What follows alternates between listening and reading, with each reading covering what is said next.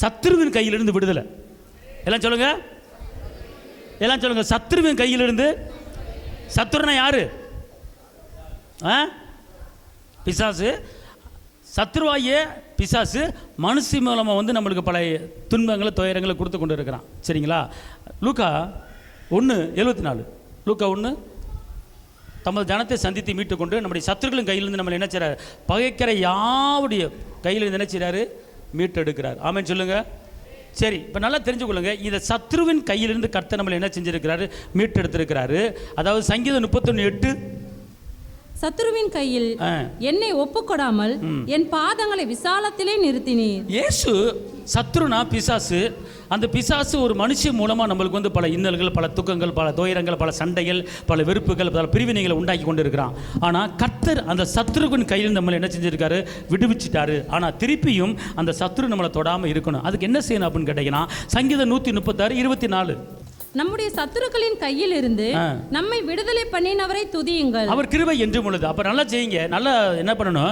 சத்ரு உங்களை தொடாமல் இருக்கணும்னா, சத்ருவின் கையிலிருந்து நம்மளை விடுதலை பண்ணியிருக்கிறாரு, அதுக்காக அவருக்கு மகிமை.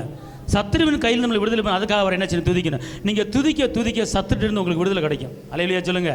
நீங்க ஆர்ப்பரிக்க தேவனை மையப்படுத்த சத்ருவின் கையிலிருந்து உங்களுக்கு விடுதலை கிடைக்கும். அடுத்து சங்கீதம் 18:3, சத்ரு உங்களை தொடாமல் இருக்கிறதுக்கு சங்கீதம் 18:3, துதிக்கு பாத்திரராகிய கர்த்தரை நோக்கி கூப்பிடுவேன், அதனால் என் சத்துருக்களுக்கு நீங்களாகி ரட்சிக்கப்படுவேன். நல்லா கவனிங்க. சத்துருக்களுக்கு நீங்களாக்கி நீங்க ரட்சிக்கப்பட வேண்டும் என்றால் நீங்க என்ன செய்யணும்?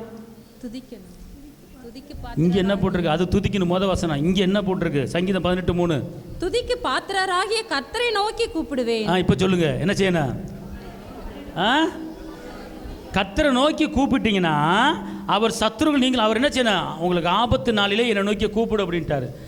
எரேமியா 33:3, என்னை நோக்கி கூப்பிடு, அப்போது அறியாத எட்டாத பெரிய காரியத்தை உனக்கு செய்வேன் அப்படிங்கிறார். அப்படின்னா சத்ருவின் கையிலிருந்து உங்களை மீட்டெடுக்க வேண்டும். நீங்கள் எப்போ பார்த்தாலும் இயேசுவை கூப்பிட்டுட்டே இருக்கணும், ஜெபிச்சுக்கிட்டே இருக்கணும், அவரை நோக்கி பார்த்துக்கிட்டே இருக்கணும். அப்போ அவரை நோக்கி நீங்கள் கூப்பிடும்போது சத்ரு உங்களை தொட முடியாது. அடுத்து சங்கீதம் 25:2, சங்கீதம் 25:2, என் தேவனே உம்மை நம்பி இருக்கிறேன், நான் வெட்கப்பட்டு போகாதபடி செய்யும், என் சத்துருக்கள் என்னை மேற்கொண்டு மகிழ விடாதேயும். அப்ப சத்ரு வராமல் இருக்கு. இங்க என்ன செய்யணும்?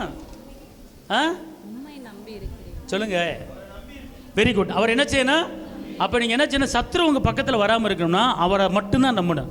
அவரை நம்பி இருக்கும்போது சத்ரு உங்க பக்கத்தில் வர முடியாது. இன்னொரு வசனம் சங்கீதம் 23:5, என் சத்துருக்களுக்கு முன்பாக நீர் எனக்கு ஒரு பந்தியை ஆயத்தப்படுத்தி என் தலையை எண்ணெயால் அபிஷேகம் பண்ணி. அப்படி என்றால் ஆவியில நிரம்பி ஜெபிக்கணும். உங்களுக்குள்ள அபிஷேகம் இருக்கணும். அபிஷேகம் இருக்கும்போது அபிஷேகத்தால் நுகங்கள் முறிக்கப்படுகிறது. அப்ப அபிஷேகம் உங்களுக்குள்ள இருந்தால் சத்ரு உங்க பக்கத்தில் என்ன செய்ய முடியாது? வர முடியாது. சத்ரு வராமல் இருப்பதற்கு துதிக்கணும், கூப்பிடணும், நம்பணும், அபிஷேகத்தில் நிரம்பணும். திருப்பி சொல்லுங்க. துதிக்கணும், துதிக்கணும், கூப்பிடணும், நம்பணும், அபிஷேகத்தில் நிரம்பணும்.